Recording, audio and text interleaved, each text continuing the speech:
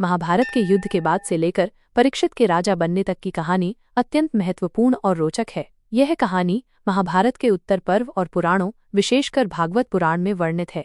आइए इसे चरणबद्ध ढंग से विस्तार से समझते हैं। युधिष्ठिर का राज्याभिषेक और उनका शोक। महाभारत युद्ध में कौरवों की हार और पांडवों की विजय के बाद श्रीकृष्ण के निर्देश पर युधिष्ठिर को हस्तिनापुर का राजा बनाया गया। युधिष्ठिर इस विजय से दुखी थे क्योंकि युद्ध में उनके अपने कई प्रियजन मारे गए थे। भीष्म पितामह, द्रोणाचार्य, अभिमन्यु और उनके सभी सौतेले भाई कौरव। श्रीकृष्ण ने उन्हें धर्म, कर्म और कर्तव्य का उपदेश देकर समझाया कि उन्होंने धर्म की रक्षा के लिए युद्ध किया है।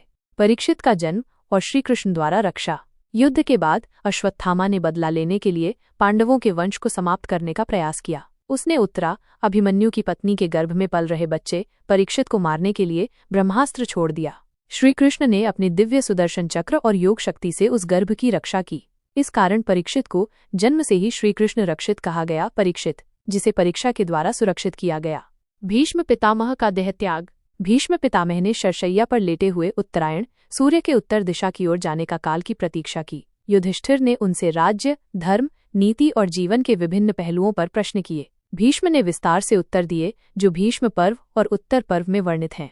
उत्तरायण आने के बाद भीष्म ने अपनी देह त्यागी और स्वर्ग को प्राप्त हुए। युधिष्ठिर का धर्मपूर्वक शासन और अश्वमेध यज्ञ। युधिष्ठिर ने कई वर्षों तक धर्मपूर्वक राज्य किया। श्रीकृष्ण की सलाह पर उन्होंने अश्वमेध यज्ञ किया, जिससे पूरे भारतवर्ष में पांडवों की सार्वभौमिक सत्ता स्थापित हुई। यादवों का नाश और श्रीकृष्ण का देहत्याग। कई वर्षों के बाद श्रीकृष्ण द्वारका लौट गए, लेकिन वहां यादवों में मद, अहंकार और विवाद बढ़ गया। ऋषि दुर्वास के श्राप और श्रीकृष्ण की इच्छा से यादव वंश का आपसी संघर्ष में नाश हो गया। श्रीकृष्ण ने भी अंत में अपने अवतार कार्य की पूर्णता के बाद एक बहेलिये के हाथों जंगल में शरीर त्याग दिया। बलराम जी ने योग बल से समुद्र में प्रवेश कर लीला समाप्त की। यहाँ से कैसे श्रीकृष्ण श्री जगन्नाथ बने, उसकी कहानी भी है। पांडवों का संन्यास और परीक्षित का राज्याभिषेक। जब पांडवों को श्रीकृष्ण के निधन का समाचार मिला तो वे अत्यंत दुखी हुए। युधिष्ठिर ने फैसला किया कि अब वे संन्यास लेंगे और स्वर्ग की यात्रा पर निकलेंगे।